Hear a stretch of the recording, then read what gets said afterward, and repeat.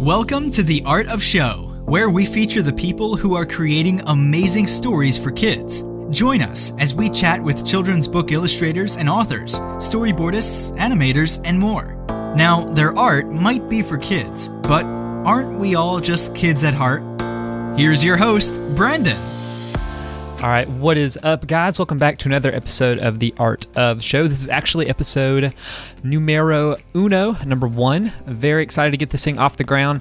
If you guys did not check out the last episode, had a little bit of a brief intro on what I'm trying to do, but really at the end of the day, there's a ton of folks doing some pretty amazing things for kids in terms of books and illustrations and animation. And I thought it'd be a lot of fun to talk with them. So the podcast gives me a great excuse, and this week we have a really fun one for you. This is actually Cale Atkinson. Ran across this stuff, I believe, on Tumblr. He has some pretty amazing books. You probably have seen them at Barnes & Noble. Some of them include, I'm going to read from a list right here, To the Sea, which is amazing. That was actually his first book. Explorers of the Wild and Maxwell, the Monkey Barber. And I think he has like 4 or 5 books coming out in 2017. During this episode, we actually dive into Explorers of the Wild, and he actually pulls up some of his kind of dummies that he does during the production process, kind of walks us through actual screenshots of him doing it. So you want to make sure and actually check out the video to this as well as just the audio. You guys can check out the full show notes and everything we have going on if you just go to brandoncullum.com /1. And that's the number 1, and Cullum is Cullum, M like man or monkey in this case, like Maxwell, the Monkey Barber. But yeah, so Cale is a great guy. He's actually, I believe he's up in Canada. He does a lot of freelance stuff. One of the things I really like about this interview is he's kind of all over the map. We get into it. He's never afraid to really dive in to doing something crazy. He was trying to get money to do movies when he had never done movies before, dived into animation, dived into illustrations, and now he's doing kids' books.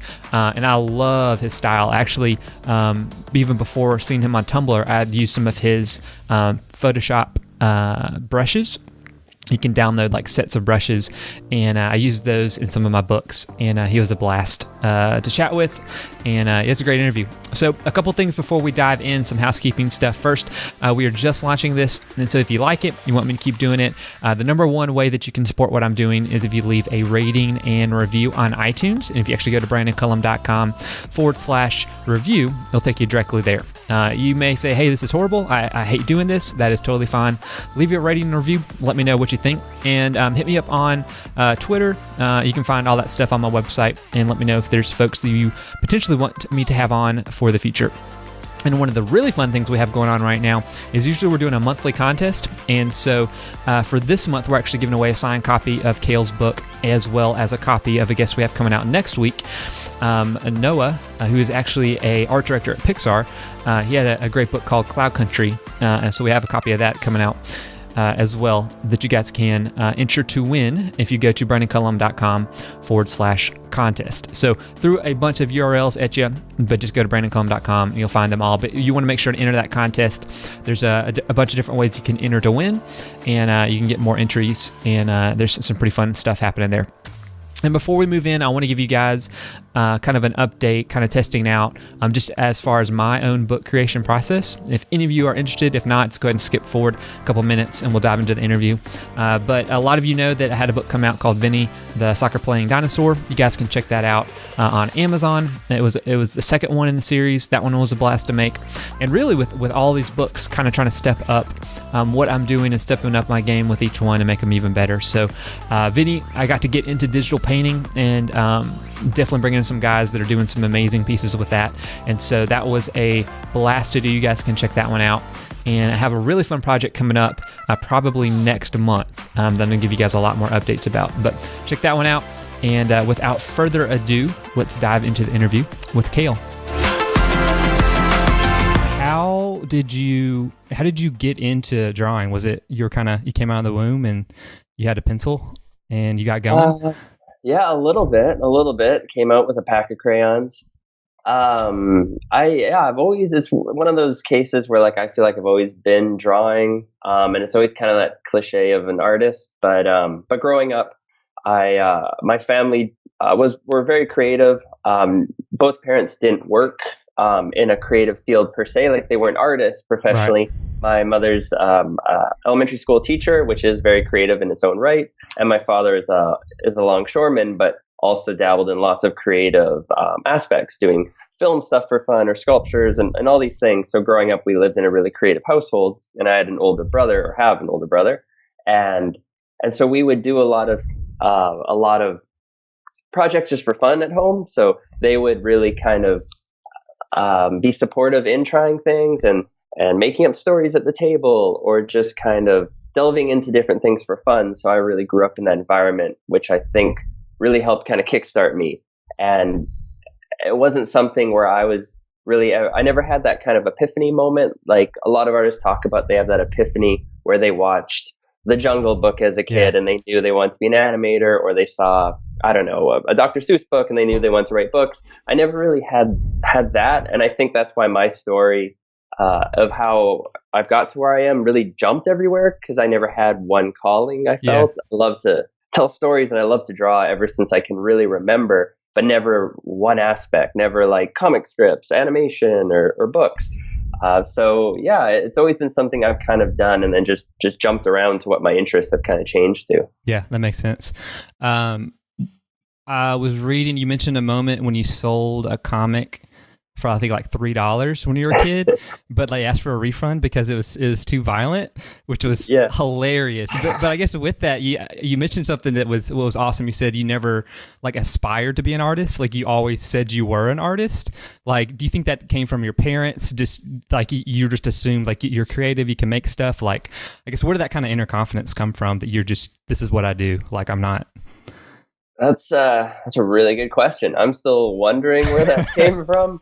I don't know. I think there's just some weird part of me, and I'm not generally that type of person. Like there's those type of people out there who are very charismatic, confident, and they could just do anything, and they're pretty good at everything. Where I'm not really like that. Like most things, I'm kind of like your typical introvert, or like, questioning this.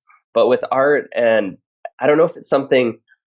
At an early age, I was just, I don't know, I just kind of assumed I already was that thing. Like I mentioned in the blog post I wrote, where when I was in elementary school, I made these comics, and they were just like ink on paper, photocopied, stapled together. But I was like, oh yeah, here we go. These are finished comics. These are, and in my head, in a way, I was like, yeah, these are pretty much the same as going in the store and buying a comic. I've made them, and now I should sell these.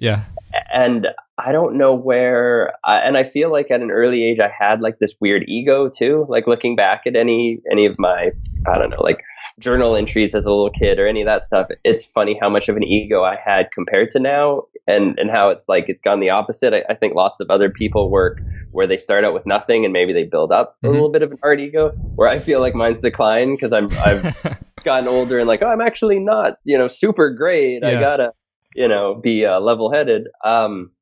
But I don't know where it stemmed. I would say definitely having that support from my parents helped. I never had anyone necessarily tell me, I can't do this, or you shouldn't do it, or what are you wasting your time for? I never felt I had a wall. So for me, it just felt like everything was at my fingertips in a sense. And why not go for it? I never had that, which I feel really, really lucky about. I don't know where it came from, but I never had that fear of the rejection.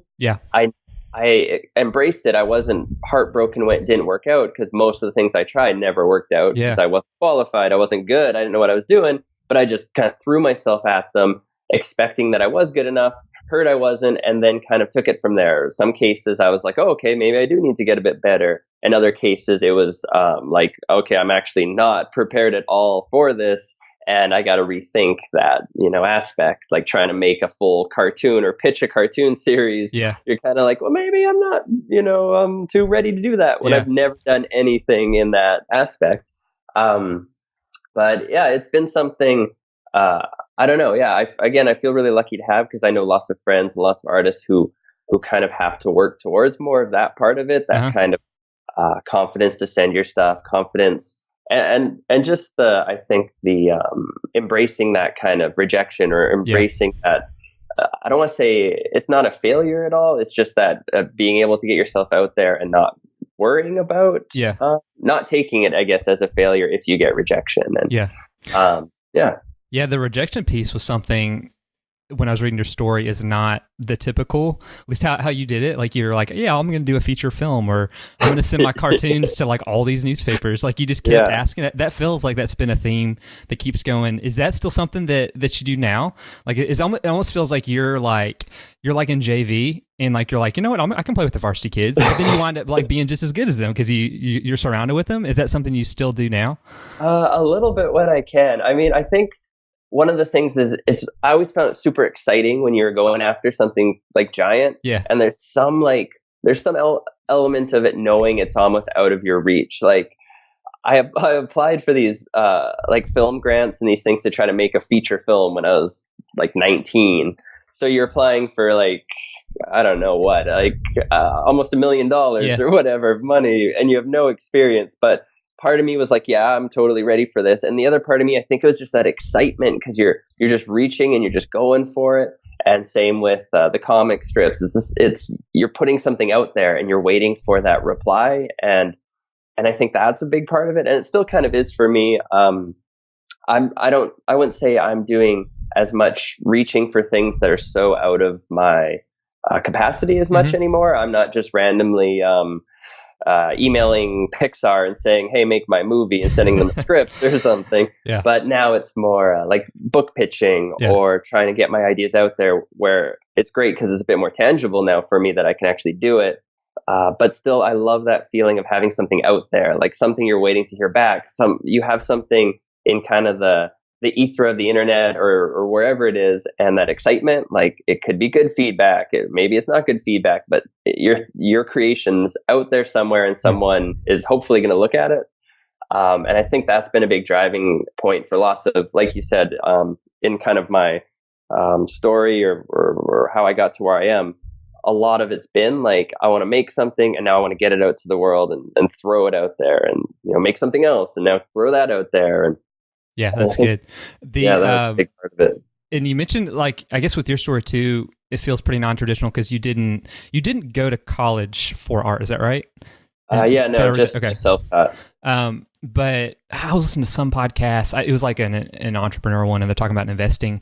And the guy was like, I could spend like $100,000 on school, or like I could take this $100,000 and like invest it in companies and like just talk to the people that are doing it. And I almost felt like you did some of that. Like I think you mentioned you got some advice, like just spend the money on the gear and just do it yourself. Like how much has that self-taught versus the schooling? Like have you ever regretted like, I wish I'd gone back, or like, hey, this is really cool because I got to do all this other stuff? Well, I'll tell you like kind of my story of why I didn't go to a school, and then kind of like my feelings now on it, I guess. So initially when I came out of high school education and it was, okay, well, what am I going to do? At that point in my life, I was really into film. And like that was around the time when I was trying to apply for film grants or write a feature film. And I was super into that kind of world, where just prior to that, I was more like in my mind, I was going to go to 3D animation school or something like that. I hadn't done any 3D animation. And at that time, it was still, it was like the big new thing happening. Right. So it was kind of like, oh yeah, well, I would go to school for that because it's amazing and it's new. And then when I started taking a film course, I think in school, and kind of delving into that world, it kind of just took me over. And I was like, oh my God, I want to like be a filmmaker. I want to be a director. I want to make my movies. Yeah. And all the things along my kind of path, I think still all related to kind of storytelling in a way. So it makes kind of sense how I jumped into it, but I was super stoked. I wanted to do that. So the thing then was like, okay, when I get out of high school, maybe I should go to a film school. And I grew up in Vancouver, around Vancouver, BC, Canada. Okay. Lots of film companies, lots of film schools. So I was really set on that. And I had some friends who kind of worked in film and weren't like super huge professionals, but they were working in the industry, and talking to them really helped. But when I applied to a couple schools that were pretty highly highly acclaimed, or they had good reviews to them. And there was something, I got an interview to one of them, and I guess it's pretty hard to get in that school. They only accept so many people, you get interviewed, blah, blah, blah. And there's something about it. And I'm very much kind of, through everything I've done, kind of a self-starter, pretty self-motivated guy. And in this interview, it just felt like I was getting interviewed by these very kind of cynical, kind of bitter people, and they would be my professors. Yeah. And there's something that kind of broke in that. And I had been talking to those friends who work in film, and some of them were saying like, hey, you're already doing it. You could always spend that money, get a camera or get a computer and just start doing it. And so that was also in the back of my mind. But when I don't know, when I had that first interview, to me, it was just, I didn't see a need to go here. Through just talking to them, I didn't really feel any vibe. I didn't feel really excited about it. And after that, I just kind of made this quick conscious decision that I was like, you know what, I'm not going to go to school. I'm going to spend the money. I'm going to buy a camera, and I'm just going to kind of go for it. And it worked out for me. And luckily, I got some jobs. I made back the money I spent on that gear doing it. So it felt good, just kind of somewhat justifying that decision.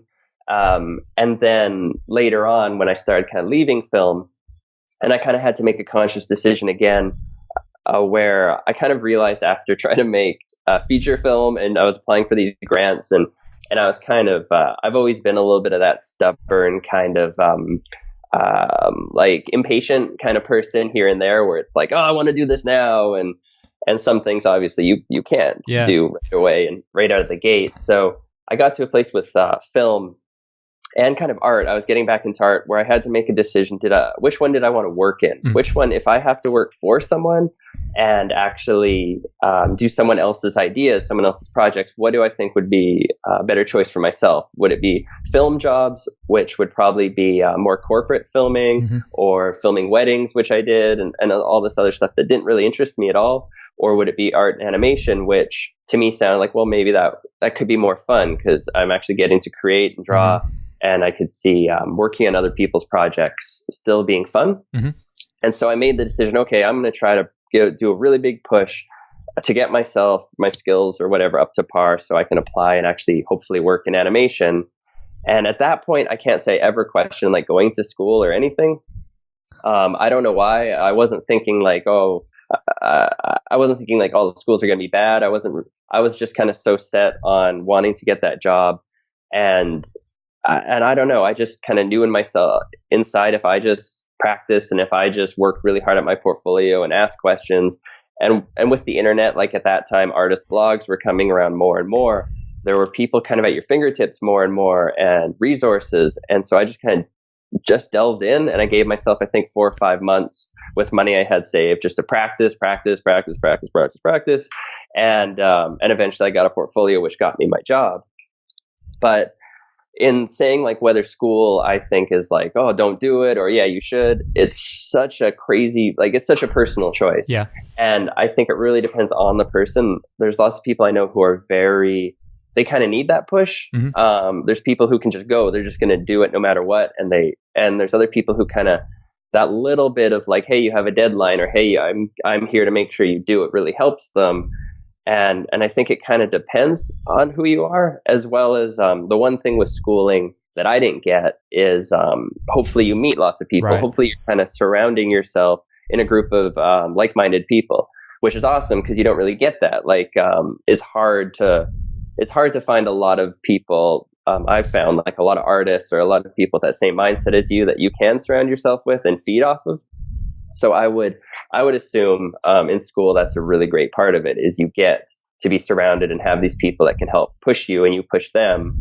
But otherwise, I think it's just such a decision that you have to figure out and look at, okay, well, how much is it going to cost? Is it worth that much? Am I going to be in debt for most of my life after it? And what are the other options? And I think it's just really taking an educated look at everything before you decide. As well as because there's online courses now, and it kind of is. I think it takes that bit of looking at yourself and kind of being able to know yourself a bit and be like, okay, if I don't go to school, am I just going to kind of waste most of the time and not really get myself to do it? And if I do go to school, is it going to be worth that money? It's a tough question. Yeah, I have no idea if I answered it. No, that's great. That's great. It depends, but you found some great results because of it. I think was real cool. And you mentioned that one of the pieces you kind of missed out on, or you think some people can miss out on, is you're not getting the working with folks like you as well as maybe the professors. But you, I guess in your history of just asking, you said you kind of got plugged in with forums and online. You mentioned Dan, the Goosebumps creator. So how has kind of mentorship affected your growth? Because like at that point, were you still self-taught? Did you really have someone that you were going to like, hey, check this out, like let me know your thoughts, or was that kind of your first time having actual like? Well, with Dan was he, like, right now he works on the Ghostbusters comics and stuff like that. Really good artist. But it was more of a relationship of he was kind of there to help any of those questions or any of those little bits of feedback. It wasn't necessarily him showing me how to draw, right, or like, it wasn't really that type of mentorship. It was kind of, like how it initially started because I joined one of the early art forums. There was a daily draw kind of section on it, which I thought was really cool. And I was just getting to this point of realizing like I wasn't really a good artist at all, and trying to figure out, okay, well, what do I need to do to grow? And then what are other people doing? And kind of getting an idea, like on a daily draw form, I was seeing like what someone could do in a day. Yeah. And for me, that was kind of crazy to see because I didn't grow up around artists. It's just kind of this foreign landscape to myself. And so to be like, oh, wow, that guy just did this sketch like today, that's crazy. And so Dan was one of those guys. And I think he was moderating that forum at the time. And he was just a really cool guy, really good artist. One of the first artists I saw that really inspired me, just because I hadn't surrounded myself in art in that sense of actually knowing the artist growing up. I always loved art, and there's certain artists that I knew of, but they seem so kind of unreachable, so far away that there's kind of a separation, opposed to knowing artists where, I don't know, knowing these artists that maybe aren't like super up here, but kind of working are really good, but you can feel a little bit more connected to them, I guess.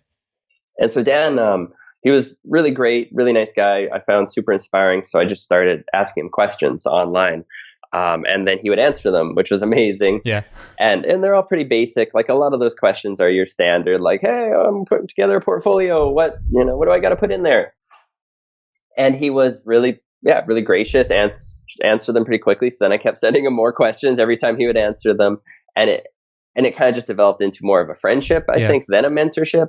But he was just really great at being there to be like, hey, I would maybe, work on that pose a little bit more, or hey, maybe try to do a bit more life drawing. It was kind of just little tips and nods here and there. And then that friendship kind of developed more and more to the point when I had my portfolio done, he was open to taking it to his boss at a game studio, which was in Victoria on Vancouver Island. And that's where I got my first job in art and animation. And so and then that's kind of like that. And then it just became a friendship. So I kind of called a little bit of a mentorship just because it was great to have this person who I felt was better than me that would actually take the time to look at my stuff and give me hopefully an honest, reply, honest feedback, and kind of like just have that sounding board, I guess, because you can have friends around, you can have your parents, you can have anyone around, but it's still very hard if it's not somebody who you look up to, or is a good enough artist that their feedback kind of resonates with you, I guess. But it's a hard one because I can't say to everyone like, hey, just go email artists you like constantly and ask them stuff, because there's that very negative side of it. I feel like if you've really narrowed down questions, or you have something that you've really tried to work through and you can't, then it's okay to, but it's a weird gray area, because I'll get emails and lots of them don't really feel thought out, or they just feel like quickly like, hey, look at my stuff. Yeah. And I'm like, I don't know what to say. Yeah, exactly.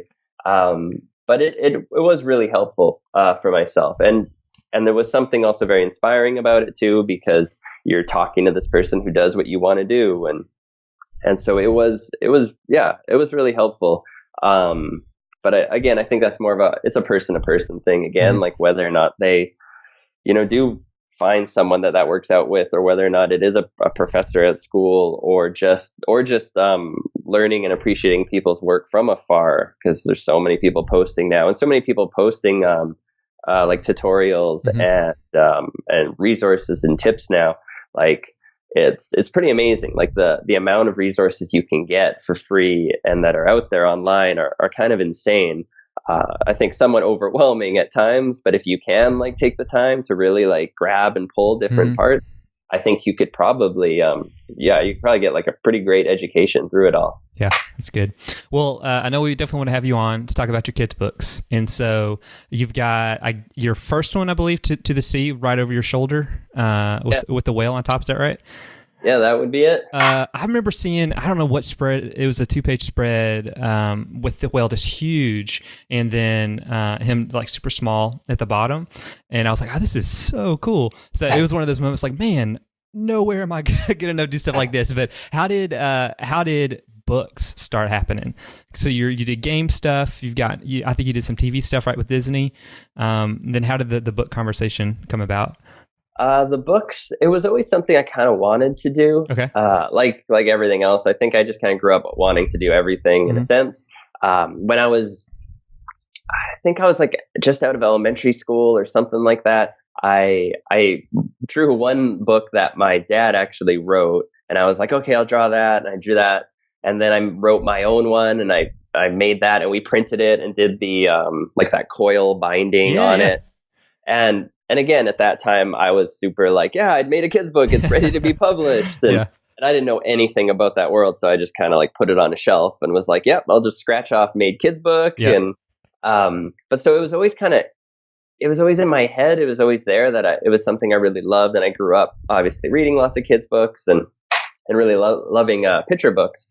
But I think when it started getting, I guess a bit later when I had been doing work in games, a little bit of animation work, and I'd always been doing illustration work on the side, like whether or not it was for a client, I was always working on my own illustrations, and it already seemed to start like fitting in that medium pretty well, because my style and the things I like to draw are generally pretty, I guess like imaginative, kind of quirky, kind of silly.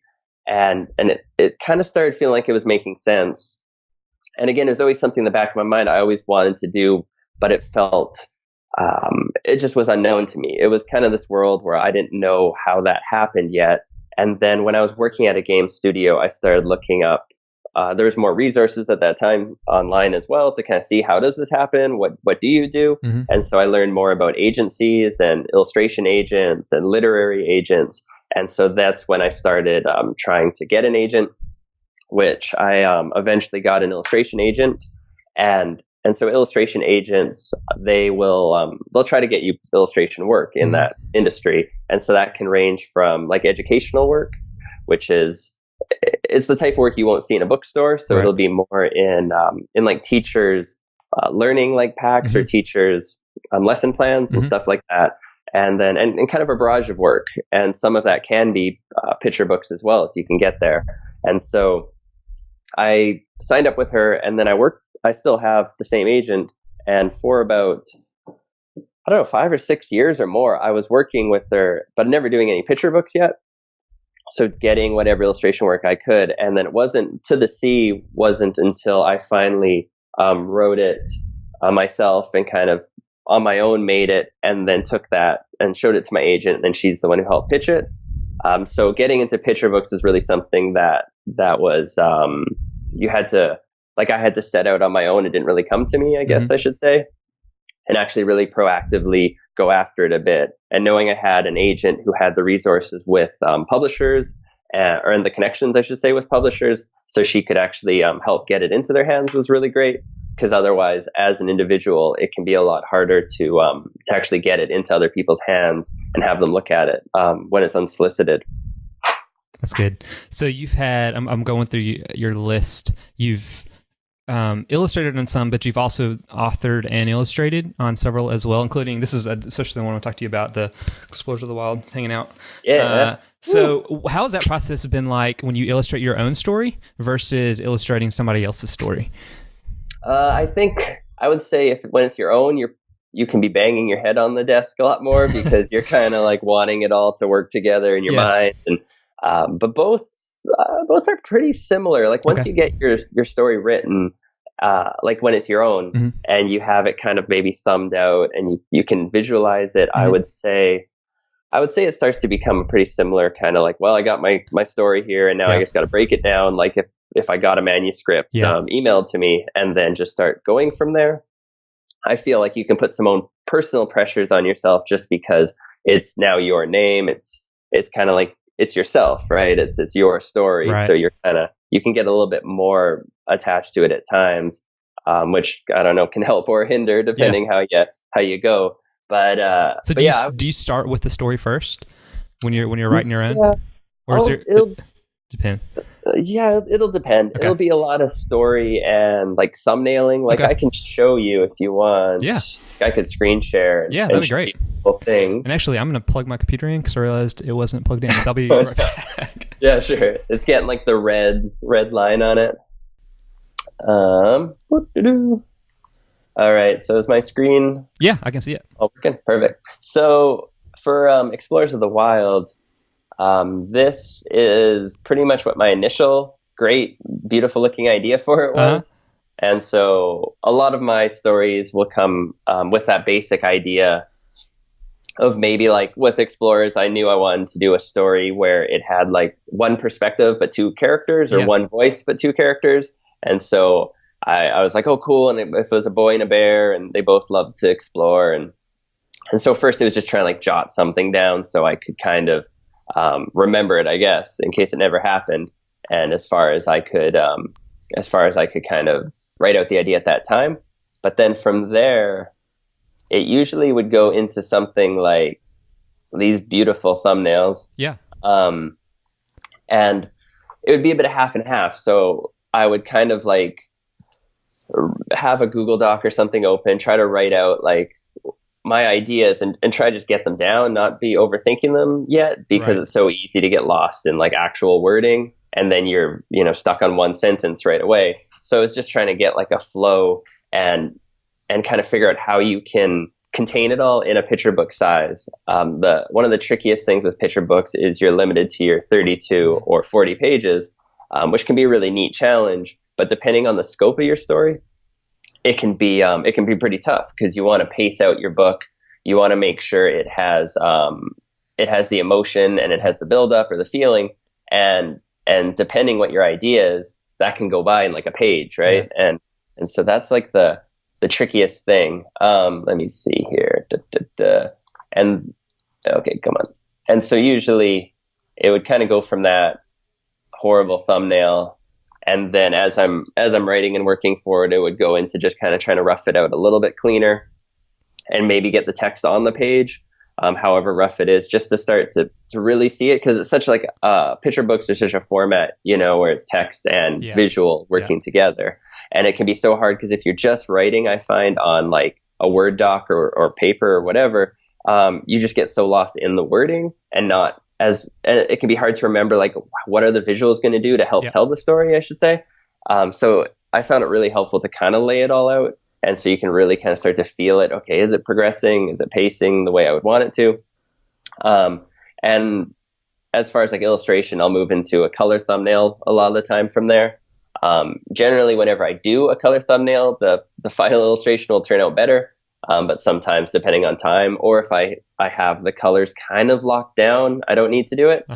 And then after that, it's kind of a clean rough, which also helps as far as the approval stages for working with the publisher, so they can really see and you can really show what you're going to be doing before you go to color.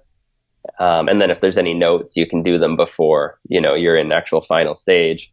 And then from there, it's really just going crazy and doing the final illustration. And that's pretty much the basic. Let me see if I can find one other thing. The basic process for it. With sometimes what I'll do, like with To the Sea, if I could find this thing quick, I'll also lay every page out on one file. Okay. And so you can kind of see everything on one image. Kind of like a whole bunch of like really nice little thumbnails. I don't know if I can find it right now. Yeah, I'm not gonna go looking around. But let's turn this off. Ciao. Yeah. So where did the idea come from? For Explorers? Yeah, for Explorers. Yeah. Explorers is one of the ones. Like a lot of my ideas will come from kind of randomly doodling or randomly scribbling, and then it can kind of like I don't know, something might come out of it. Like To the Sea was me randomly doodling, and I did a picture that inspired the story. What was it? Another book. I think Maxwell the Monkey Barber, which is another book I wrote. I think it was kind of the same, where I was doodling, and I really liked the idea that came from it. With Explorers, I think it was a bit half and half, because the idea just kind of came to me as far as doing an idea with the two different characters, one voice. And I thought that was really cool. And then I think it was just running in my brain subconsciously and sketching. And then it kind of slowly formed out of that idea of how could that work really cool. And I wanted to tell a story where it kind of hinted at the kind of differences thing, where it is like, no matter how different someone might look and how similar you could be, and kind of that getting over those prejudices or whatever that is, but being able to tell it in kind of a neat way where it isn't hopefully as in your face, I guess. Like, they aren't just two kids and one's racially different or anything like that, or it's just doing it in a different light, but still trying to tackle the same issue, I guess. Yeah. And I think that's, I guess generally where that came from, and then just kind of built up from there. That's awesome. So you said it kind of comes from sketching and doodling a lot of times. That's good. Yeah, a lot. Where do you go to get inspired? Where do you kind of fill your tank up with? Question. I don't know. For me, I would say like, it's nice to have that break, of course. Like, I think there's so much to get inspired with online now. Like, there's so many artists. There's so many incredible artists and incredible art constantly, that I find a lot of the time that'll work in the reverse effect for myself, just because you constantly see this like assembly line of just art, just shoveling in front of you, which is amazing. But then now you're just comparing yourself a lot of the time, more than just taking it in and seeing like, oh wow, what did they do in this piece? Or, oh wow, I really love the color use or the light in this piece. But when there's so much and it's so quick, and I find I don't take it in as easy. And so for myself, a lot of the time, inspiration will either come from having that breakaway, because I kind of overwork myself a lot of the time. So then actually stepping away and having a break, I'll come back really inspired, just because it's kind of like you get that little bit of time that you haven't done anything. So it's going to build up where I'm like, oh, I gotta work on something or draw something. Otherwise, a lot of the time it'll come from finding those things that really hit you personally, inspiration wise. And for me, it could be like starting to read like a book that really inspired me. Like, if I start reading Illusion of Life, which is the animation book, I'll instantly want to like start animating and I'll be like, oh my God, I got to make something, because it instantly takes me back to like, what would it be like to work at, Walt Disney Studios when they first started, and that world, and challenging this medium. Oh God, I want to do it. Or watching behind the scenes of, a studio or a movie. All these things, I think that I start to get inspired, because it's almost like you're kind of surrounding yourself by those people, even though they aren't there. But you're kind of like, to feel that same kind of world or that creation. A lot of that inspires me. And I think kind of like for picture books, going to the bookstore and like looking at a bunch of picture books, I find it can be really inspiring, because you're starting to just like pick up on what other people are doing in their writing or in their illustrations, and then starting to like kind of think on your own what you could do. And so, I don't know. It's kind of like a barrage of things, or even like hanging out and talking to people. Like right now, talking about this stuff gets me inspired to want to make it. Yeah. So it's just like, I think, all those kind of different aspects really inspire me. And it seems like you have been very inspired this year. Let me see if I get it right. You've had, so Maxwell the Barber, Monkey Barber, If I Had a Griffin, Explorers of the Wild, and do you have, is it The Day Santa Stopped Believing in Harold? Is that coming out for the Christmas season? Is that all this? That's all this year? Yeah, that's all this year. Yeah, that's the big 4 books this year, man. Which is crazy. Yeah. Really crazy. It was a busy last year to get all those books done. So are you working all these like at the same time, or are they overlapping, or a little bit? Yeah, okay. It's kind of like whenever you schedule, you're trying. And I work full-time freelance, so all of my projects, you're trying to like, okay, one here, one here, but then they all kind of slowly just start going over top of each other. Yeah, and you can't stop it, because a lot of the time it'll be maybe at the publisher they have to take a pause, and so you're waiting for feedback, or maybe it's taking you a little bit longer to write, or whichever way. But a lot of the time it'll be maybe writing one while coloring one, or maybe also starting to thumbnail another one. For instance, right now I'm writing one, I'm going to final on another, and another one I'm kind of just trying to start getting the idea a little bit more chiseled down. Mm-hmm. You definitely get used to a bit of overlap, and it can be nice because if you get a bit of a block on a project, you can kind of hop on to the other one.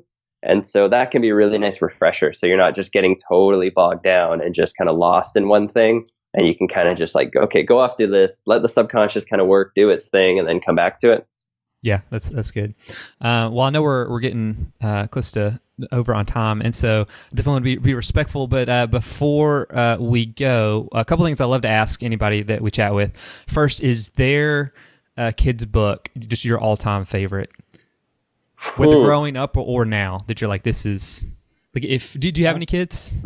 I don't have any kids. I have a lot of kids books, but I don't. in your future, if there are kids, is there, if you can only give them one book that weren't yours, what would it be? Man, that's an intense question. Let me think. What would it be? I don't know. I mean, there's a lot of books right now I'm loving, like John Klassen's books. I really love, like I Want My Hat Back. Yeah. And man, dude, there's so many books. I don't have an all-time favorite. Okay, I don't. That's totally fine. And growing up, I read so many books. Like I love Dr. Seuss, and I love, but I don't know one in particular much as so many good ones. And like nowadays, with current author and illustrators, there's so many good books coming out like every week that are really good. And going off that kind of that next question, who is it that you kind of look up to? Not look up to, but who you're like, hey, they're doing really cool stuff.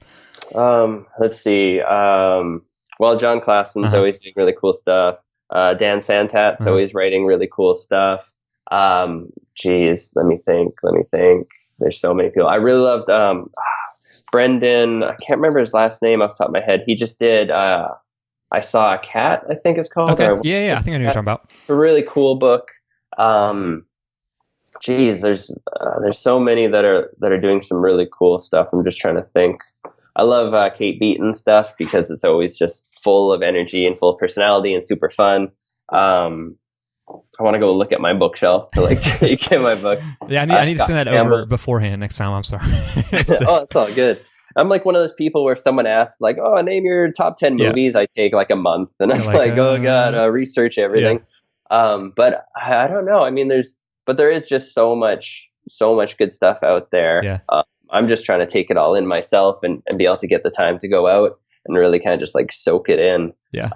But it's cool. It's just cool to see what different people are doing with like a wordless picture book and what they do to kind of tell that to somebody who's doing a really neat like narrative style of writing, to like the different illustration styles and stuff that's really traditional and neat, to like different stylized and graphic looks. Like, I don't know. And I'm just a sucker also for the old, like the older stuff too, like the old Disney stuff, the old Golden Book stuff, and like that kind of graphic look. But yeah, there's a lot of good stuff. Yeah, when you said wordless, is it Journey, Aaron Becker, that does the Journey books? And those are all wordless, and it's reading through not reading, but just going through those. You're like, this is nuts what you can do even without just visually. Good. So there's another one called Float. I think it's called Float, and it's really beautiful too. And it's like, just it makes you want to do all those things. Yeah. Like if I see a really nice traditional book, I'm like, oh, I just want to be able to traditionally paint. Yeah. And if I see a wordless one, I'm like, oh, how do I tell a story? It's cool. That's awesome. Well, what are the best ways folks can kind of keep up with you and the projects you have going and what you're up to? Best way, I'm pretty active on Twitter, and that's the number 2 D Cale. My website, I'm trying to keep it updated, which is cale.ca, as well as I'm trying to do more of the blog posts on there. I found nowadays there's just with social media, so much of it's such short form. It's like Twitter, obviously, you got your 50 characters, and Tumblr and Instagram. They're all you can't really say anything on social media generally. So I wanted to start doing some blog posts where I can try to say and hopefully help, but anything that I might have some tips on, some knowledge on, any experience on. So I would say to anybody who's hoping, to find any like tips for aspiring artists or tips on how to get an agent or any of that type of stuff, to follow my blog, which I'm trying to keep up. And otherwise, I'm always available by email if someone does have some questions that they can't figure out the answer to on their own. And my email is caleatkinson@gmail.com. But otherwise, yeah, just social media everywhere. That's awesome. Well, your blog, you're doing a great job with it. So this post, I know, those aren't short, so they take some time, but they're awesome what you're putting into them. So the information is just great to see. So that's awesome. Yeah, I'm really happy to hear it. It's a nice personal kind of like challenge for myself, because it's just a nice writing challenge. But I do love any way that I can give back, and hopefully do. But you're kind of like, well, just throw it out there and hope there's something in it. That's awesome. Well, I appreciate your time, and I look forward to the next of the books coming out this year and next year. And yeah, there should be some. We look forward to it. My wife is a third grade teacher, and so really? Once the books come through our house for like maybe a week, and then they're gone. They're in her class, so they're getting read to lots of little third graders over here outside of Atlanta, Georgia. So